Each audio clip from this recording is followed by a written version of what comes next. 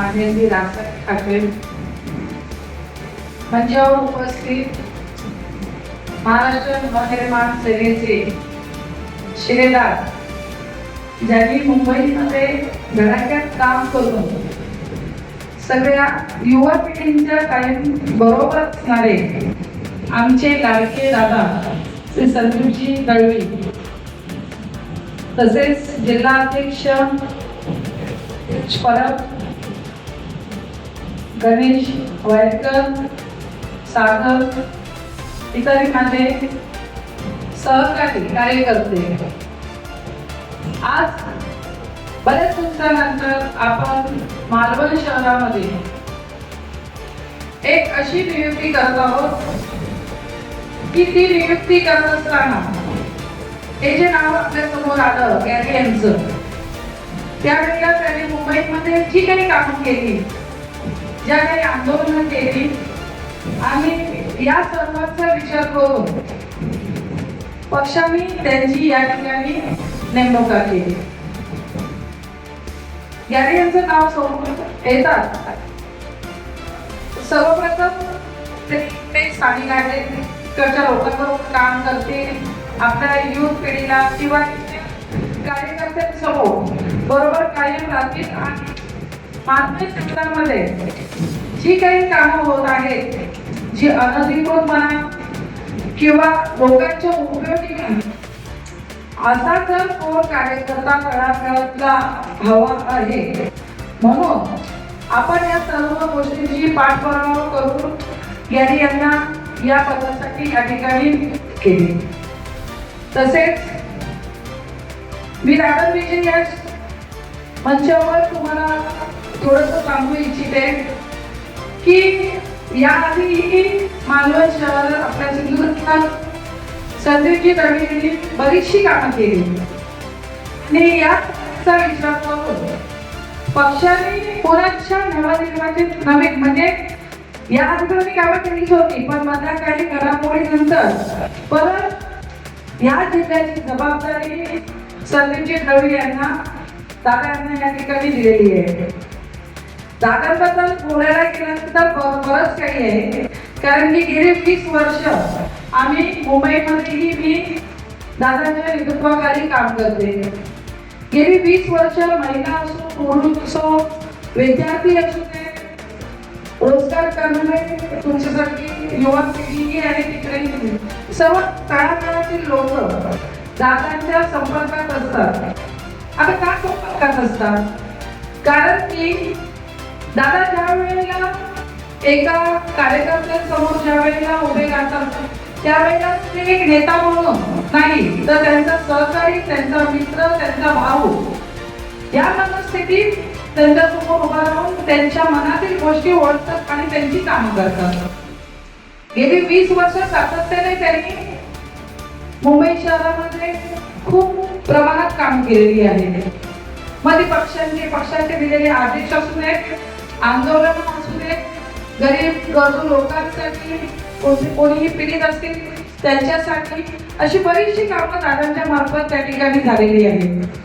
मला या गोष्टीचा आनंद वाटतोय, कारण की सिंधुदुर्ग जिल्ह्यामध्ये इकडे स्थानिक इकडचा मातीतला माणूस म्हणून कोणतरी हवा होता आणि मधल्या वेळेमध्ये जेव्हा त्या सगळ्यांची पद्धत होत्या त्यावेळेला आमच्याही मनामध्ये थोडीशी धडधड होती की आता नवीन जर व्यक्ती या ठिकाणी दिला आमच्या सिंधुदुर्गात तर आम्ही कुणाच्या नेतृत्वाखाली काम करायचं.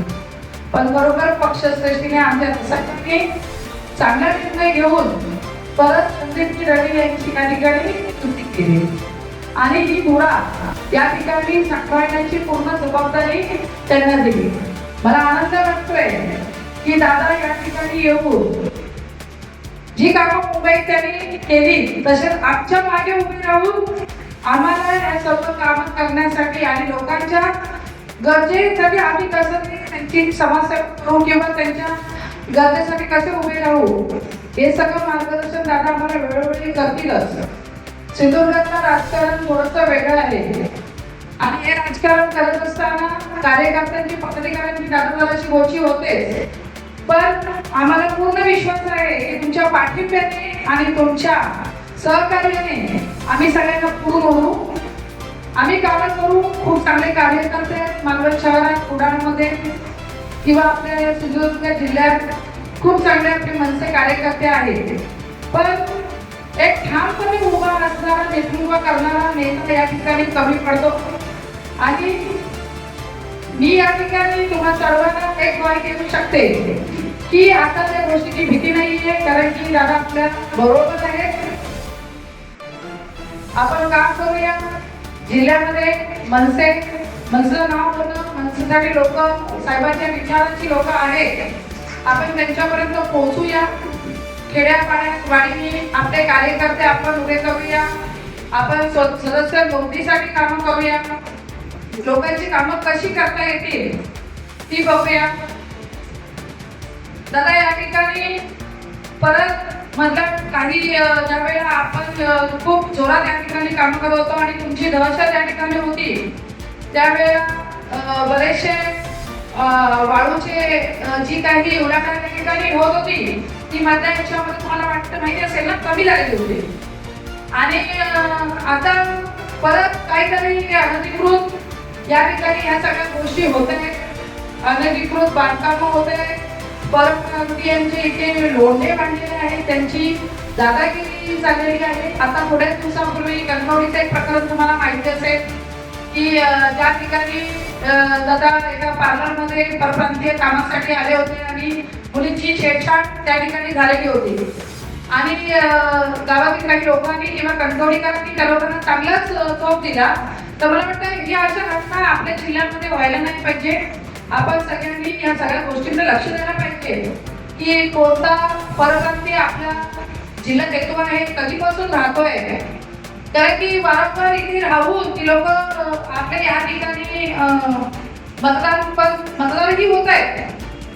आपले अनधिकृत कोणाला तरी पैसे घेऊन ती लोक इकडचे आधार कार्ड वगैरे या सगळ्या गोष्टी करतात आणि आपण गावी राहणं योग्य नाहीये आपल्या जिल्ह्यासाठी. कारण की आपला जिल्हा, आपलं गाव सांभाळलं तर सगळं व्यवस्थित होईल. नाहीतर इकडे हे असेच लोंढे जसे मुंबई शहरामध्ये आता जसा त्या लोंढ्यांचा प्रभाव पडला आहे आणि ते लोंढे गावाच्या बाहेर जात असताना रस्ते वारंवार बोलत आहेत की इथे कमवणारा कमवू शकतो, राहू शकतो, आपलं उदरनिर्वाह करू शकतो. पण या जागेत राहताना त्यांनी पहिलं आपल्या युवा पिढीला प्रथम प्राधान्य मिळायला पाहिजे. मग ती नोकरी असू दे, काम असू दे, काही लोक व्यवसाय करायचा असेल, जे काही करायचं आपल्या लोकांना प्रथम प्राधान्य मिळायला हवं. तर ही वेळ आपल्या सिंधुदुर्गात येता कामा नये असं मला वाटतं. त्याच्यामुळे आज आपण 50 कार्यकर्ते जरी असू, 50चे 500 करू. पण ह्या सगळ्या गोष्टीसाठी गाफील राहू नका किंवा माझ्या शेजारी किंवा माझ्या गावात ही घटना घडली आहे म्हणून गप्पही बसू नका. तुम्हाला काही करता येत नसेल किंवा तुमच्या काही मित्रपरिवारांना काही करता येत नसेल, त्याच्यावरती आवाज उठवता येत नसेल तर आमच्या मनसैनिकांना भेटा. दादा आमच्या पाठीशी आहेतच. आम्ही वेळोवेळी ज्या ठिकाणी आवाज उठवू त्या सगळ्या गोष्टी बरं, ते अनधिकृत बांधकाम असू दे किंवा अजून काही ज्या व्यवहाराच्या काही गोष्टी या ठिकाणी व्यवसायाच्या ज्या काही घडत असतील त्या गोष्टीसाठी तुम्ही गाफील राहू नका. आवाज उठवा, बोला. आणि असे परप्रांतीयांची लोंढे या ठिकाणी येऊन आपल्या जिल्ह्यावरती हा भाग होता कामा नाही आणि कसा टाळू शकतो याच्यासाठी सगळ्यांनी जागृत राहणं खूप गरजेचं आहे. त्याच्यामुळे मी हे सांगेन की आता नवनिर्वाचित आपले ज्ञानी आहेत तालुका अध्यक्ष यांनी या सगळ्या कामाकडे पूर्णपणे लक्ष द्यायला पाहिजे. आम्ही सदैव त्यांच्या सोबत आहोत. कधीही आम्हाला सांगा, आम्ही या ठिकाणी लोकांपर्यंत पोहोचण्यासाठी तत्पर असणारच. आमचे कार्यकर्ते जिल्हाध्यक्ष आहेत धीरज परब, यांची कामं खूप चांगल्या पद्धतीने ते या ठिकाणी आपल्या जिल्ह्यात करतायत. ज्या ठिकाणी त्यांच्या कोणतीही तक्रारी येते त्या तक्रारींचं ते निवारण करतायत. तसेच कुणाल आहेत, गणेश माईकर आहेत, आपली लोक या ठिकाणी आहेत. आपले पदाधिकारी कोण आहे ते जाणून घ्या. त्यांचे नंबर तुमच्याकडे असणं गरजेचं आहे. जिल्हा अध्यक्षापासून पक्षश्रेष्ठीपर्यंत तुमचे नेता जे आपल्या सिंधुदुर्गात आहेत दादांचाही नंबर तुम्ही घेऊन ठेवा. ज्या काही गोष्टी तुमच्याकडे इथे काही दिसत असतील त्या आमच्यापर्यंत पोहोचवा. आपण त्या ठिकाणी खूप काम करणार आहोत, चांगलं काम करणार आहोत आणि सिंधुदुर्गामध्ये आपल्याला पूर्ण मनसेमय करायचे. बस एवढंच मी बोलू इच्छिते आणि दादा या ठिकाणी रजा घेते. तुम्हा सर्वांचे आभार. तुम्ही वेळात वेळ काढून या ठिकाणी आला त्याबद्दल धन्यवाद. जय हिंद, जय महाराष्ट्र. आज आपण या ठिकाणी कार्यक्रमाला जमलो आहे ते गॅरी यांना प्रभारी तालुकाध्यक्ष जाहीर झालं आहे. त्याची जाहीर करण्यासाठी आपण या कार्यक्रमाचं आयोजन केलं आहे. थोडेसे दादांचे कार्यक्रम इतर तालुक्यांमध्ये असल्यामुळे थोडंसं आज 2 तास कार्यक्रमाच्या आपल्या निर्धारित वेळेच्या आपण 2 तास थोडंसं लेट आहोत. गॅरीला मत देताना त्या गॅरीच्या कामाच्या विषयी इतर सगळ्या गोष्टींविषयी आमची सर्वांची चर्चा झाली आणि त्यानंतर गॅरीने काम करावं असं सर्वांच्या इथल्या स्थानिकांचं मत झालं आणि त्या पद्धतीत वरिष्ठांनी आज गॅरी यांना या ठिकाणी तालुकाध्यक्ष मागून हे पद जाहीर करण्याचा हा आजचा कार्यक्रम या ठिकाणी आयोजित केला आहे. त्यांच्या मुंबईतली आंदोलन त्यांनी पक्षासाठी घेतलेल्या केसेस याची आज इथे स्थायिक झाल्यानंतर सुद्धा पक्षाने दखल घेतली ही फार महत्वाची गोष्ट आहे. आणि गॅरी ज्या पद्धतीने आपण मुंबईमध्ये काम केलं त्या पद्धतीनं या ठिकाणी स्थानिकांना न्याय देण्यासाठी अन्यायाला वाचा फोडण्यासाठी आपण काम करावं अशी आमची आपल्याकडून अपेक्षा आहे. जो पक्षाचा अजेंडा आहे, मराठीचा मुद्दा आहे, परप्रांतीयांचा मुद्दा आहे, स्थानिकांचा मुद्दा आहे, त्या सर्व पक्षाच्या ध्येय धोरणांवरती आपण कटाक्षाने या ठिकाणी काम करावं. आपल्याला दिलेल्या पदाचा कोणत्याही परिस्थितीत आपल्या सहकाऱ्यांकडून आपल्याकडून कुठेही स्थानिकांना या ठिकाणी किंवा स्थानिक आपल्या इथल्या लोकांना त्याचा त्रास होता कामा नये याची कटाक्षाने आपण काळजी घ्यावी.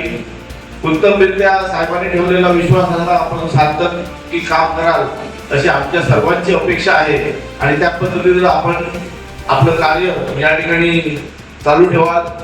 महाराष्ट्राच्या पूर्ण राजकारणाचा पूर्ण बट्ट्याबोळ झालेला आहे.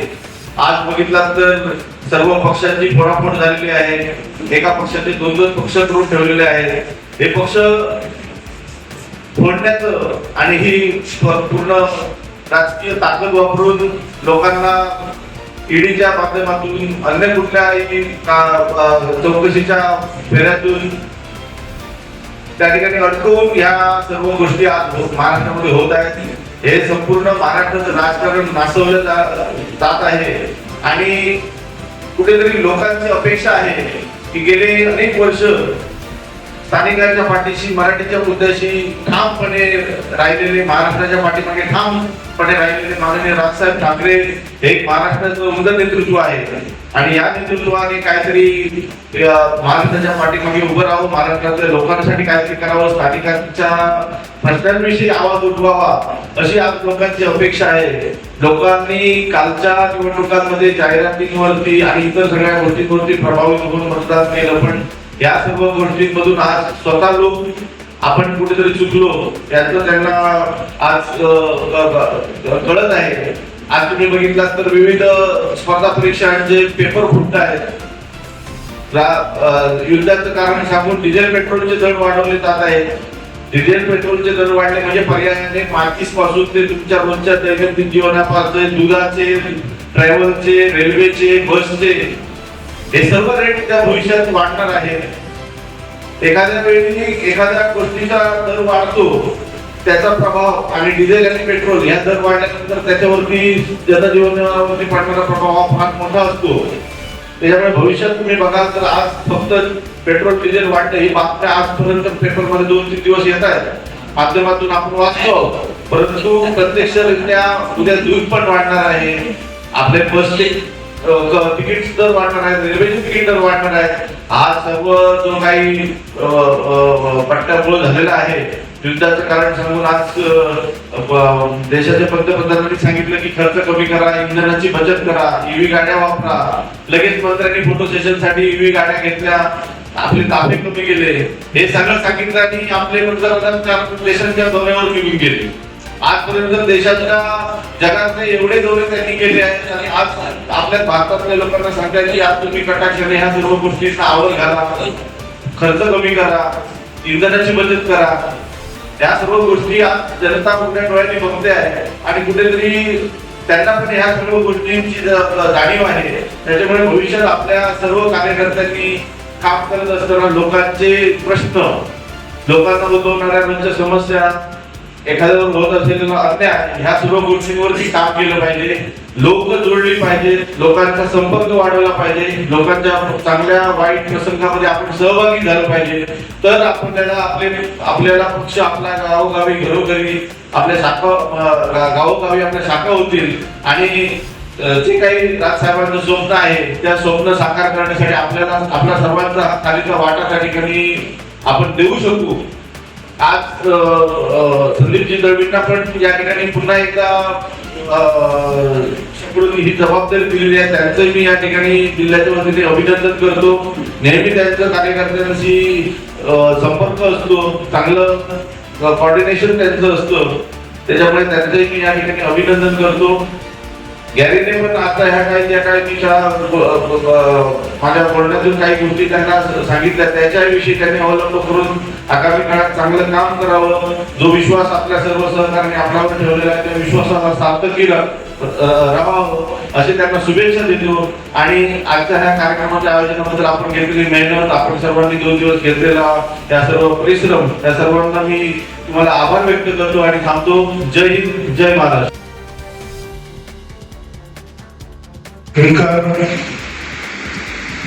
तसेच आमचा सागर त्यांनी गेल्या 2 वर्षामध्ये इथे आमच्यात प्रवेश करून बरीच छोटी मोठी कामं करत असतो. त्या ठिकाणी उपस्थित पत्रकार आणि आपल्या सगळ्यांचा केंद्रस्थान आमचा गॅरी त्याच्या कुटुंबातील सगळ्या पदाधिकाऱ्यांचे मी इथे मनापासून स्वागत करतो. खरं तर गॅरी तालुका अध्यक्ष व्हावा, प्रभारी न असावा अशी आमची सगळ्यांची इच्छा होती.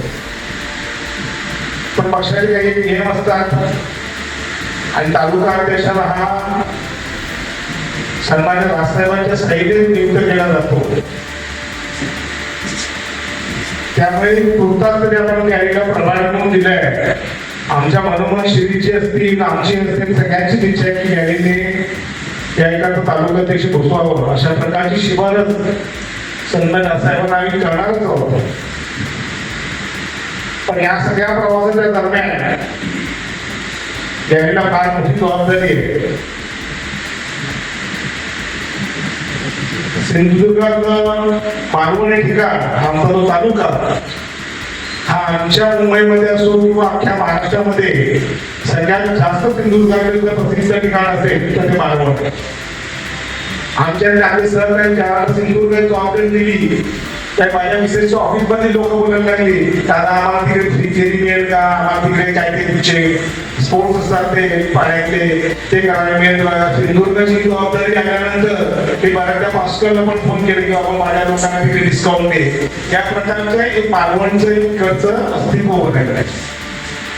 पण नक्कीच हे अस्तित्व उभं असताना हेही विसरून चालणार नाही की मालवणला खरा जर इतिहास असेल तर छत्रपती शिवाजी महाराजांच्या सिंधुदुर्गातल्या किल्ल्यात.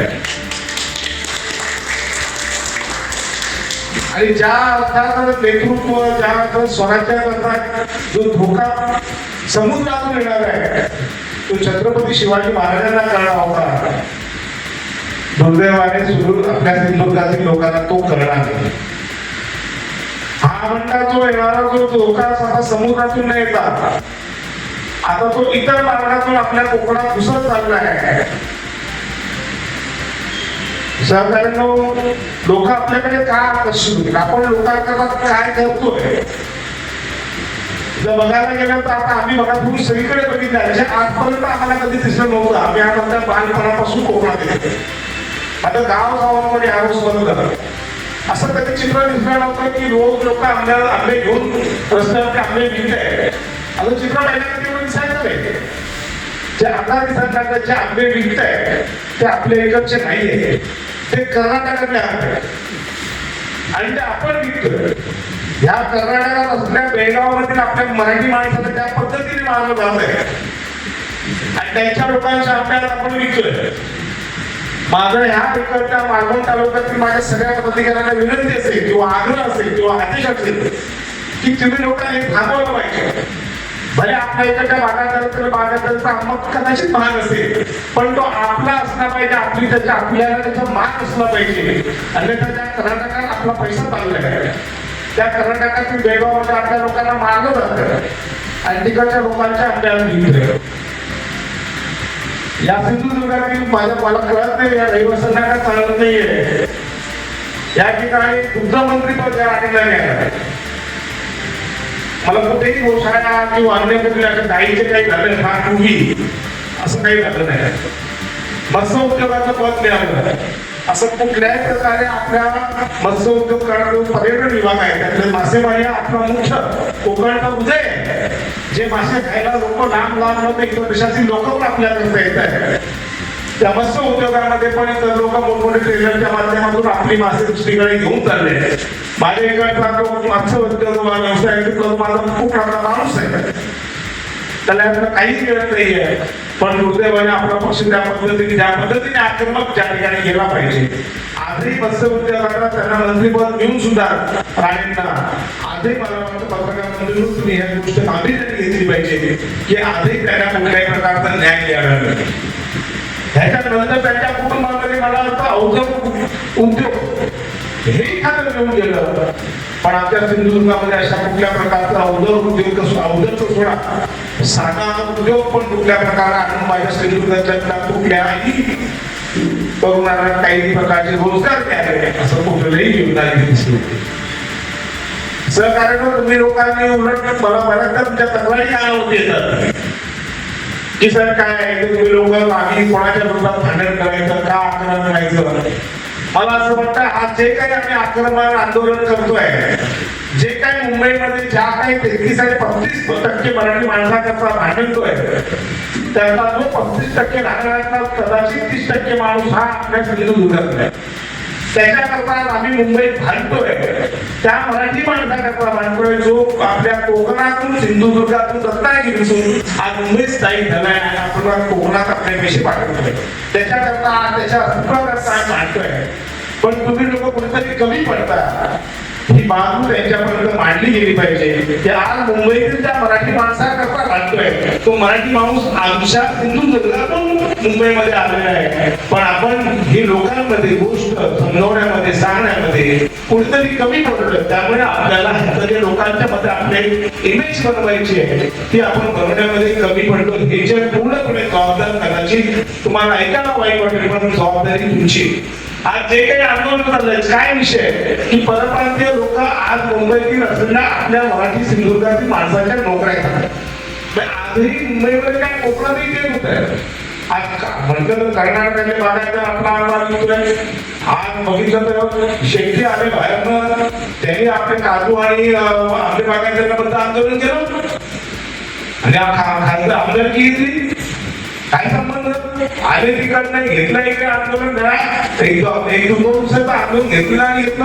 आपण कुठे आपण आपला परिषद केलं का आपण त्या गोष्टीमध्ये कुठे होतो का होतो का नव्हतो आपण लोकांनी का आपल्याला कुणी धरलं की नाही धरलं याबद्दल आपण कधी आपल्या आत्मपरिषद केलं.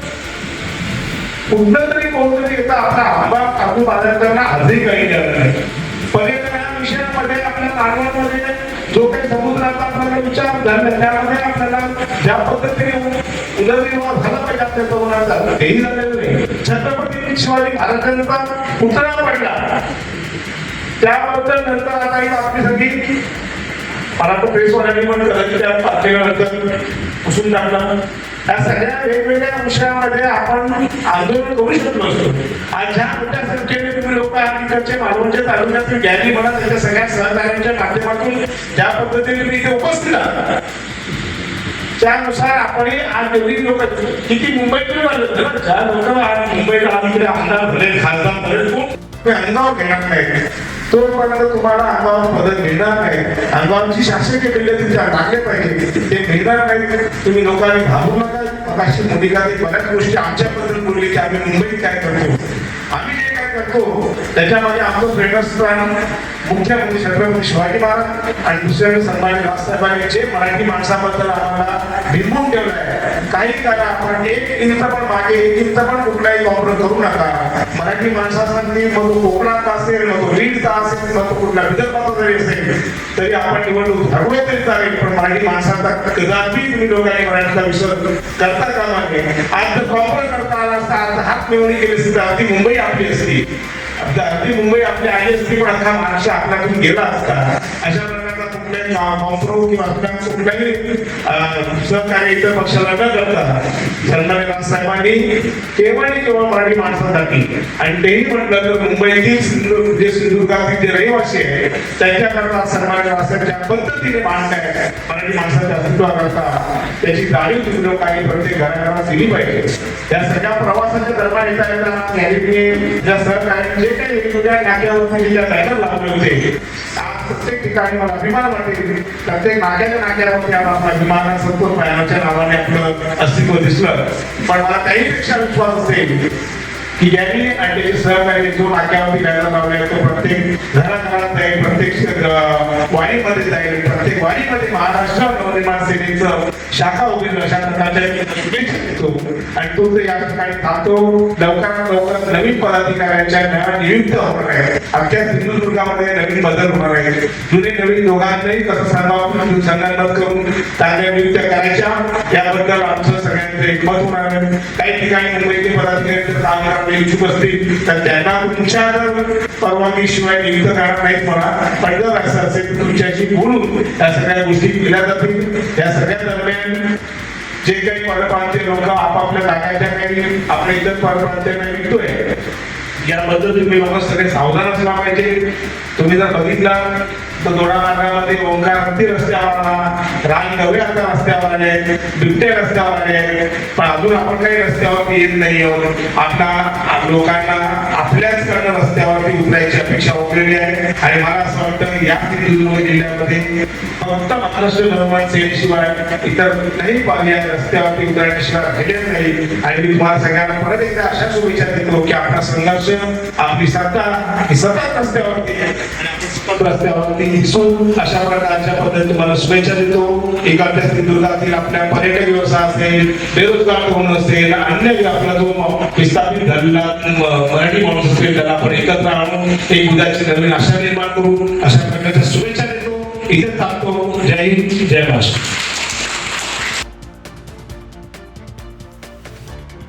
मी इथे असं बोलणार नाहीये, मी मला काम करून दाखवणार पण नंतर करू. जय हिंद, जय महाराष्ट्र.